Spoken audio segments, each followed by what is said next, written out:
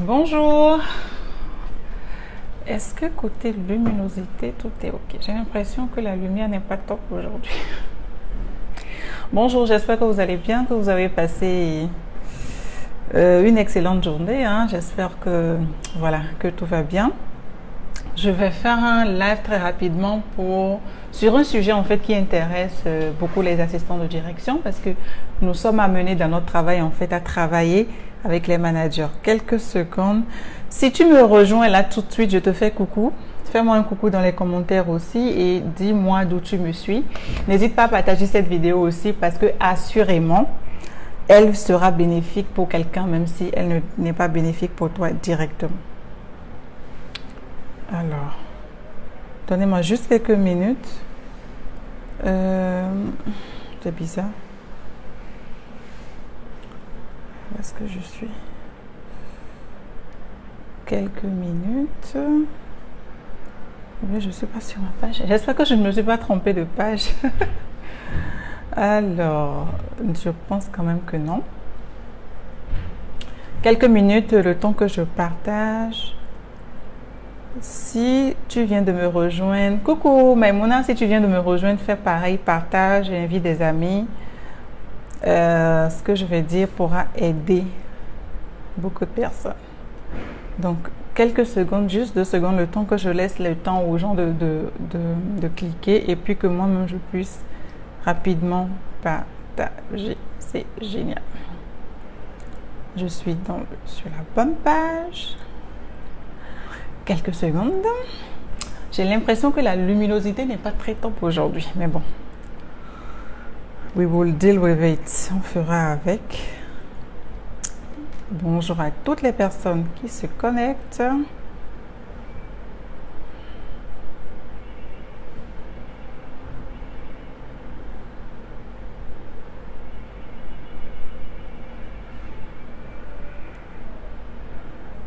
Alors, donc, pour les personnes qui ne me connaissent pas, je m'appelle Flore Djinou, je suis assistante de direction, je suis formatrice aussi. J'ai mis en place un cours en ligne et mon domaine d'expertise, c'est vraiment aider les assistants de direction à passer d'un état de manque de connaissances, de frustration, de stress, à un état où elles ont une parfaite connaissance du métier, elles ont les compétences, les aptitudes et l'esprit qualité qu'il faut pour travailler, pour exercer ce métier. Elles sont complètement autonomes, elles sont indépendantes et elles arrivent à exécuter leurs tâches à la perfection. Et quand un chef d'entreprise a une assistante ou une gestionnaire de secrétariat qui a ces caractéristiques-là, il n'y a pas de raison, elle devient complètement indispensable pour lui, elle devient incontournable pour lui, pour l'entreprise. Alors aujourd'hui, nous allons parler de comment faire pour être en phase avec le manager. Parce que voilà, nous sommes la plus proche collaboratrice du manager, la plus proche collaboratrice aussi des chefs d'équipe si c'est une organisation dans le style organisation internationale où il y a pas de manager en tant que tel mais plutôt des chefs d'équipe. Alors comment faire en fait pour être en phase avec votre manager, étant donné que nous passons beaucoup plus de temps en entreprise que même chez nous à la maison. Alors, comment est-ce qu'il faut faire concrètement pour être en phase avec le manager? Il y a eu beaucoup d'études dans le cas qui ont révélé que les managers sont très conservateurs, pas conventionnels, mais conservateurs. Quand je dis conservateurs, qu'est-ce que j'entends par là? C'est qu'ils ne veulent céder à leur assistant que des tâches que je qualifierais de classiques, ok? Les tâches classiques, c'est quoi? C'est les tâches basiques de secrétariat. Les appels, les courriers, les mises en page, quoi d'autre? L'archivage. Alors que de plus en plus aujourd'hui, si tu veux être une assistante comme moi, je l'enseigne aux jeunes femmes qui travaillent avec moi, de plus en plus aujourd'hui, tu dois ouvrir en fait, tu dois t'ouvrir à d'autres domaines, ok? Et très peu de managers arrivent à confier des tâches dans le style gestion de projet par exemple à leur assistant. Alors comment tu fais en fait pour t'en sortir et comment tu fais vraiment pour travailler au quotidien avec un manager qui si tu n'arrives pas à t'adapter en fait, tu dois apprendre à connaître le personnage, donc le manager ou le chef d'équipe ou ton supérieur hiérarchique direct. Donc, tu dois apprendre à t'adapter en fait. Donc, tu dois le connaître, apprendre à savoir quel type de personnalité c'est et apprendre à t'adapter. Ok. Alors, pour que la chimie fonctionne, ok, pour que la chimie fonctionne, parce que voilà, considère que c'est une relation, un peu comme une relation amoureuse, mais là, c'est une relation purement professionnelle. Et donc, pour que la chimie fonctionne, tu dois apprendre à analyser en fait ses réactions. Tu dois apprendre à analyser ses réactions. Tu dois apprendre à connaître quel type d'individu c'est. Ok, quel type de personnage c'est, comment il réagit par rapport à telle ou telle chose. Il est donc important de faire une analyse de comportement. Alors pour toi aujourd'hui, j'ai préparé, disons, 5 types. Ok, si on a le temps, on va aborder la problématique des managers femmes au féminin. Mais je pense pas qu'on en parlera aujourd'hui. Je ferai un autre live carrément là-dessus. Et si, que faire dans le cas où mon manager est une femme. Ok. Alors donc, j'ai sélectionné pour toi 5 types de personnalités que tu vas retrouver. Et vraiment, tout au long de ma carrière, quand j'étais encore en entreprise, je crois que j'ai eu à travailler avec tous ces types de managers-là. C'est vraiment pas facile, mais quand tu t'en sors, vraiment, ça, tu gagnes en confiance, tu gagnes en beaucoup de choses. Ok, tu gagnes en beaucoup de choses. Alors, le premier type de manager que nous allons voir, c'est le manager contrôleur. Ok, c'est le manager contrôleur. Alors, c'est ce type-là de manager qui n'a confiance en personne. Donc, il n'a d'abord pas confiance en lui-même. Donc, il n'a pas confiance en lui. Il n'a confiance en personne. Il veut garder le contrôle sur tout. Ok, il veut vraiment tout vérifier. Il va vérifier tes faits et gestes. Ok, c'est vraiment ce genre de personnage. Ok, il va te demander de lui faire des points réguliers. Ok, il va te demander de lui faire des points réguliers, même sur des choses qui ne nécessitent pas forcément en fait que tu lui fasses un feedback. Il va exiger que tu lui fasses des points réguliers. Ok, il est très précis lorsqu'il te demande une tâche à accomplir et il va même te donner, non seulement il va te donner la tâche à accomplir, mais il va te donner la méthodologie. Il aime que les choses soient faites d'une certaine façon. Ok, il aime vraiment que tu puisses faire les choses d'une certaine façon. Donc, c'est vraiment à toi de t'adapter. Ok, je me rappelle il y a quelques semaines, j'étais en causerie avec une assistante qui m'a dit, voilà, moi, mon manager, il aime que je fasse l'archivage de telle façon et quand je ne lui fais pas l'archivage de ces dossiers de telle façon, il s'énerve et moi, ça me gave. Je lui ai dit, non, c'est pas la bonne façon de faire les choses. C'est ton manager, c'est à toi de t'adapter en fait. En tout cas, dès le départ, bonjour Guylaine, tu dois t'adapter à sa personnalité qui maintenant a lui montrer concrètement la bonne façon de faire les choses. Alors, quand tu as un manager contrôleur, qu'est-ce que tu fais? Tu évites, première chose, c'est que tu évites de chambouler ses habitudes. Ok, vraiment, s'il est habitué à ça, à tout contrôler, vraiment, sens-toi à l'aise et laisse-le vraiment se sentir à l'aise. Ok, ne cherche pas à vouloir chambouler ses habitudes. Ok, s'il a envie de contrôler, laisse-le contrôler en fait. Au départ, réalise à la lettre ce qu'il souhaite que tu fasses. S'il te donne une tâche et qu'il te donne la méthode pour accomplir cette tâche, vas-y, fais exactement ce qu'il te dit. Ok, maintenant progressivement tu vas pouvoir changer la donne. Ok, rends compte, même quand il ne te demande pas de lui rendre compte, parce que tu sais qu'il aime qu'on lui rende compte, rends-lui compte souvent de ce que tu fais, de l'avancement des travaux, rends-lui compte et fais exactement ce qu'il veut que tu fasses. C'est le type de manager en fait qui est idéal pour les assistants qui n'ont pas, comment je dirais, qui sont novices, qui n'ont pas une très grande expérience. Ok, c'est le genre d'assistant. Elle a besoin qu'on lui dise ce qu'elle doit faire. Elle a besoin qu'on mette à sa disposition aussi la méthodologie, les étapes à suivre pour exécuter cette tâche-là. Ok, donc c'est ce genre de manager qui convient vraiment aux personnes qui viennent de démarrer, ok, qui te dit quoi faire, comment faire cette chose-là, qui est là vraiment derrière toi, comme si tu étais de l'huile sur le feu et qui surveille vraiment tes faits et gestes, qui voit vraiment l'avancement des travaux, ok. Donc voilà concrètement comment tu gères ce genre de manager. Fais ce qu'il te dit, rends-lui compte et à force maintenant de faire exactement ce qu'il exige de toi, il va comprendre que tu es professionnel, que tu sais, que tu as compris sa manière de faire les choses et il va lâcher du lest. Mais c'est vraiment pas du jour au lendemain, c'est vraiment progressivement. Alors, deuxième type de manager que tu peux rencontrer dans ta vie professionnelle, c'est le manager entraîneur.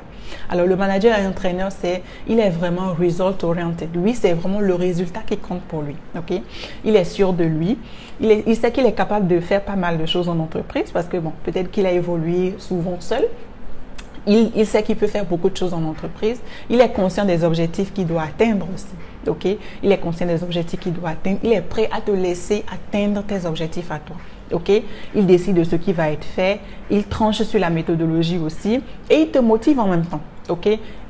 Il agit à la manière un peu des coachs, tu vois, il te dit quoi faire. Ok, quand tu es en coaching avec quelqu'un, quand tu as un problème, il te dit, ok, voilà la stratégie à appliquer et il te motive en fait pour que tu puisses accomplir cette chose-là. Donc, voilà un peu les caractéristiques du manager-entraîneur. Alors, comment est-ce que tu fais en fait pour t'adapter à ce type de personnage? Tu évites en fait au maximum de le décevoir, ok? Tu évites de le décevoir parce que c'est quelqu'un qui accorde une grande place à l'autonomie. Donc, vraiment, tu as pas mal de marge de manœuvre. Ok? Tu as pas mal de marge de manœuvre. Une fois que tu as compris l'enjeu de ta mission, il te revient vraiment à toi de trouver la méthodologie, de trouver l'organisation à mettre en place pour atteindre l'objectif, pour atteindre le résultat, pour que la mission soit accomplie. Okay. C'est ça la différence entre le premier et ce deuxième truc. Ils te disent ce que tu dois faire, mais c'est à toi. Maintenant, tu as une grande marge de manœuvre. C'est à toi d'avoir l'autonomie, d'aller faire des recherches en fait pour savoir comment tu dois accomplir cette tâche-là. Okay. Ça, c'est le manager vraiment entraîneur. Okay. Si tu as des difficultés, n'hésite pas vraiment à l'informer au fur et à mesure que tu avances dans le projet, au fur et à mesure que tu avances dans la tâche, n'hésite pas à l'informer. C'est vraiment le type de patron, de manager idéal pour une assistante qui manque de confiance en elle. Okay. Mais qui quand même, malgré qu'elle manque de confiance en elle, elle souhaite progresser. Okay. Elle souhaite avoir des missions sur lesquelles vraiment elle va se déployer pour apprendre encore plus et plus. Ok, donc voilà ce qu'il en est du manager entraîneur. On va évoluer sur un autre type de manager. On a vu le manager contrôleur, on a vu le manager entraîneur plutôt. On va évoluer sur un autre type de manager. C'est le manager collaborateur. Ok, c'est le manager collaborateur. Alors pour lui, travailler ensemble est vraiment essentiel. C'est même vital, si je peux m'exprimer ainsi. Travailler ensemble, travailler avec son équipe. Vraiment, si tu es un manager collaborateur, si tu es un chef d'équipe collaborateur, c'est vraiment le pied, si je peux m'exprimer ainsi. C'est vraiment bien parce que il comprend le sens de l'équipe. Il comprend le sens de la valeur de l'équipe. Il sait que travailler en équipe est une bonne chose. Travailler en équipe est vital pour lui. C'est essentiel pour lui. Okay. C'est le genre de manager qui n'hésitera pas, par exemple, à prendre conseil auprès de ses collaborateurs, okay, à juger. C'est vrai, en fin de compte, c'est lui qui va prendre la décision, mais il aura quand même l'humilité ou la décence de vous consulter, de prendre plusieurs sons de cloche, quitte à lui-même décider après. Okay. Avec son assistante, il forme vraiment un véritable tandem. Moi, j'ai eu la chance plusieurs fois de travailler avec ce genre de manager. C'est vraiment bien. Okay. La relation est presque fusionnelle avec le manager collaborateur, vraiment fusionnel. Okay? C'est le genre de manager, par exemple, qui n'hésitera pas que l'équipe l'appelle par son prénom, tu vois. Il n'y a pas de monsieur, de madame, de monsieur le PDG ou blablabla. C'est vraiment easy, ok? C'est vraiment easy, il n'y a pas de barrière en tant que tel, mais tout se fait quand même dans le respect. Parce que tu sais, et l'équipe sait que c'est le supérieur hiérarchique, il y a le respect, mais ça, le travail se fait dans une ambiance, voilà, bon enfant, tu vois.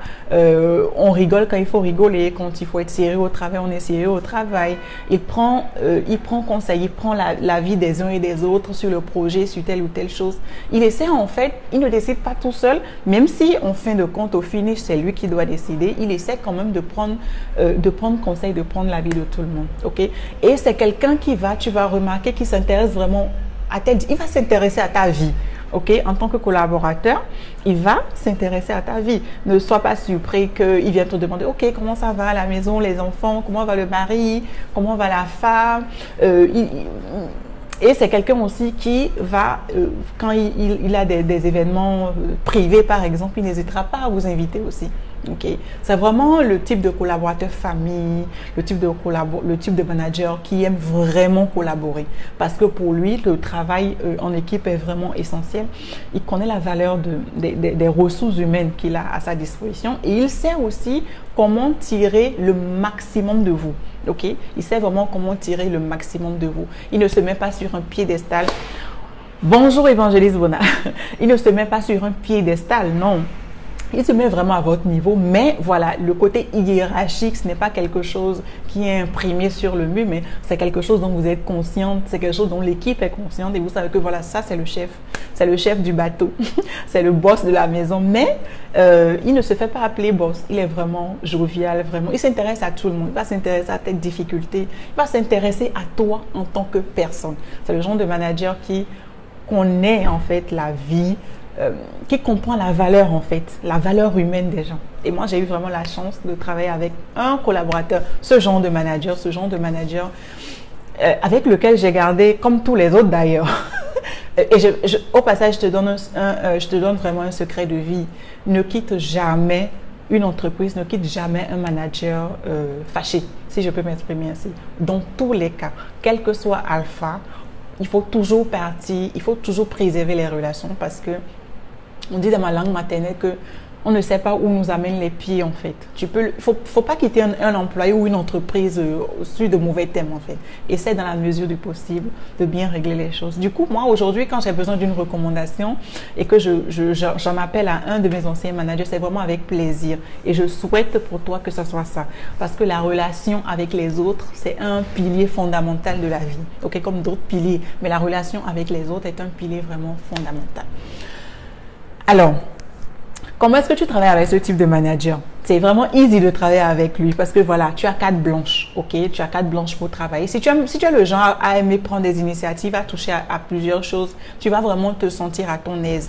Et tu as la possibilité de discuter avec lui, tu as la possibilité... Merci beaucoup, évangéliste Bona. Tu as la possibilité de discuter avec lui, tu as la possibilité, voilà, de pousser les limites en fait, ok? Tu sais qu'il est là. Il va te faire sentir au même niveau que lui, même si voilà, dans la réalité, tu n'es pas au même niveau que lui parce que c'est le boss, mais il va te faire sentir important. Okay? Et donc, comme je le disais tantôt, la relation peut vraiment devenir fusionnelle. Bon, ce qu'il faudra faire dans ce cas, c'est veiller à mettre en place une organisation qui va permettre aux personnes qui ne sont pas dans l'entreprise, dans l'équipe, qui viennent de l'extérieur, de ne pas se poser des questions, tu vois. Quand entre un homme et une femme, c'est trop fusionnel sur le plan professionnel, on commence à se poser des questions. Donc, il faut tout simplement essayer de mettre en place une organisation pour que le rôle de chacun soit respecté, pour que tout le monde soit, voilà, tranquille, à son aise, et que les langues déplacées, ou je sais pas, les langues, comment ça se dit même? Les mauvaises langues, voilà, pour que les mauvaises langues n'aient pas à vous poser des questions déplacées. Ok. Ça, c'est vraiment le top des managers avec lesquels il faut travailler. Je souhaite que vraiment dans ta vie, dans ta carrière, que tu aies à travailler avec ce genre de manager. Et du coup, moi aujourd'hui, parce que j'ai la grâce et la possibilité de pouvoir choisir avec qui je travaille, je sélectionne vraiment les personnes avec lesquelles je veux travailler. Je les sélectionne vraiment par rapport à quelques-uns de ces critères en fait. Je ne vais pas travailler avec quelqu'un qui va m'empêcher de dormir en fait ou qui va m'empêcher de respirer, surtout pas. Alors, un autre type de manager, c'est le manager inaccessible. Ça, c'est encore un autre type de personnage. Le manager inaccessible, voilà, c'est le genre monsieur très occupé qui n'aime pas qu'on le dérange. Il est inaccessible, il n'a pas le temps à perdre, pas le temps pour chipoter sur les détails. Vraiment pas le temps, ok? Avec lui, c'est, voilà, il veut les résultats, il te donne une mission, tu dois t'acquitter de la mission. Mais ce qui est génial avec ce type de manager, c'est que s'il te donne une mission et que tu as des difficultés, tu peux lui en parler. Il mettra à ta disposition les moyens techniques et matériels qu'il faut. Mais si tu as un challenge sur la mission qu'il te demande, essaie de réfléchir, de trouver déjà des ébauches de solutions. Ok? Parce que voilà, il va considérer que tu as un cerveau pour réfléchir et que tu dois pouvoir avoir des ébauches de solutions. Ok? Donc, si tu es vraiment sûr de ce que tu dis, si tu es vraiment sûr de ce que tu penses et que tu as des éléments de réponse, va le voir et il va t'aider à peaufiner en fait. Okay. Avec ce genre de manager, si tu n'es pas clair d'avoir compris la mission, pose des questions. Parce que vraiment, c'est agaçant de travailler avec quelqu'un qui n'a pas compris ce que tu dis. C'est vrai qu'en matière de communication, on dit que quand le message n'est pas perçu par le receiver, que c'est le sender qui n'a pas bien fait son travail. C'est vrai qu'on le dit. Mais on a besoin aussi de feedback pour être sûr que le message qu'on envoie est un message qui passe. Par exemple, je suis en train de vous parler et les commentaires que j'ai me prouvent que voilà, ce que je dis se comprend. Les pouces en l'air, les cœurs que je reçois me font comprendre que voilà, ça passe, ok? Pourtant, je ne vous vois pas, vous me voyez, mais je ne vous vois absolument pas. Et dans le cas d'une relation, d'une communication entre manager et assistant, c'est aussi très important quand tu n'as pas compris de poser des questions. Okay. Bien évidemment, tu ne vas pas aller poser des questions du style oui, comment est-ce que je fais, quels sont les outils que je dois utiliser pour faire une prise de notes, comment est-ce que je dois faire un rapport de gestion? Non, mais parce que ça, tu es supposé le savoir en tant qu'assistant de direction, tu es bien supposé le savoir. Mais quand on te pose une problématique ou quand on te donne une tâche à accomplir, si c'est quelque chose que, voilà, tu as le droit de poser des questions. Ok, tu as le droit de poser des questions. Alors, le manager, comme je le disais, inaccessible peut être déstabilisant parfois, ok? Donc, vraiment, sois sûr de ce que tu avances, sois sûr de ce que tu dis et prends les devants. Ok, sinon, voilà, il pourra te poser 2 ou 3 questions qui vont complètement te déstabiliser si tu n'es pas calé dans la tête. Ok, alors, un dernier type de manager que nous allons voir, c'est le manager qui n'a pas d'expérience. Quand je dis qu'il n'a pas d'expérience, c'est un peu comme cette nouvelle génération de managers, de start-upers, de chefs d'entreprise et parfois aussi de coachs qui n'ont pas vraiment une structure entrepreneuriale, ok? Qui préfèrent par exemple travailler seuls ou qui ont toujours travaillé seuls. Et donc, parce qu'ils ont toujours travaillé seuls, ils ont un peu appris sur le tas à passer les appels, à archiver, à faire ci, à faire telle chose, à gérer leur planning, à gérer leur agenda, à mettre en place des tableaux de bord, à mettre en place des plans de financement et tout. Donc, il a peut-être travaillé longtemps comme ça et il est habitué vraiment à travailler de la sorte. Ok, maintenant, toi, il t'engage en tant qu'assistant de direction et tout de suite, il ne va pas te laisser faire grand-chose, ok? Parce qu'il se dit qu'il sait tout faire et qu'il peut faire ton travail. Donc, il ne va pas du tout te laisser une grande marge de manœuvre. Mais je pense que c'est progressivement, parce que dans son esprit, en fait, c'est le type de personnalité qui te catalogue tout de suite comme une exécutante. Genre, ton cerveau n'est pas assez développé pour réfléchir et avoir des solutions, mais toi, tu exécutes. Okay, tout ce que toi tu as fait, c'est exécuter. On te dit tourne à gauche, tu tournes à gauche. On te dit tourne à droite, tu tournes à droite. Tu n'as pas la possibilité. Ils ont l'impression que tu n'as vraiment pas la possibilité de réfléchir et de pouvoir trouver des solutions en fait, ou de pouvoir avoir ta propre méthodologie de travail. Donc, il va faire en sorte de vraiment... de toute façon, il t'a déjà catalogué comme une exécutante. Donc, ce qu'il faut faire, c'est prends le temps, ok, d'analyser sa façon de travailler. Ok, tu prends le temps d'analyser sa façon de travailler. N'entre pas en conflit avec lui parce qu'il t'aurait mal parlé, parce que c'est le genre de manager qui pourrait mal te parler. N'entre pas en conflit avec lui, surtout parce qu'il t'a mal parlé, non. Réponds-lui toujours d'un ton poli et démontre-lui ton professionnalisme. Démontre-lui que tu es une assistante pro. Démontre-lui que tu as les compétences pour faire le travail. Démontre-lui que tu as le savoir-faire, le savoir-être pour jouer le rôle, pour assumer tes tâches. Démontre-lui que tu peux travailler de façon organisée et planifiée. Okay? Démontre-lui ça. Et tu vas voir qu'il va progressivement te faire passer de l'exécutant à celle qui prend les initiatives, tu vois. C'est dans ta façon de travailler. Donc, voilà ce que j'avais à partager avec vous aujourd'hui. On a passé 5 typologies, 5 types de personnalités en ce qui concerne les managers. Pas seulement les managers, mais les chefs d'équipe. Et même, c'est quelque chose que tu peux retrouver aussi dans tes collaborateurs, tu vois, ou dans tes collègues. Mais toutes les personnes avec lesquelles tu es amené à collaborer en société, ce sont des types de personnalités que tu peux trouver. Voilà ce que j'avais à partager avec vous. Je ferai un autre live sur la thématique de que faire lorsque mon manager est une femme. Parce que souvent, de femme à femme, c'est le courant électrique, ça pète dans tous les sens, on ne se comprend pas, c'est pas évident, c'est toujours des chicaneries. Mais il y a la bonne façon de faire les choses. Ok, et je dis toujours que la bonne façon de faire les choses, c'est de travailler de façon professionnelle. C'est la seule chose qui va, en griffe, fermer le clapet de certaines personnes. La façon dont vous travaillez, l'excellence que vous mettez à travailler, le professionnalisme que vous mettez à travailler. C'est ça qui va faire la différence. Voilà donc ce que j'avais à partager avec vous. Pour les personnes qui ne me connaissent pas, partagez ce live parce que bon, même si ce n'est pas du tout utile pour vous, ça le sera certainement pour quelqu'un d'autre. Donc partagez.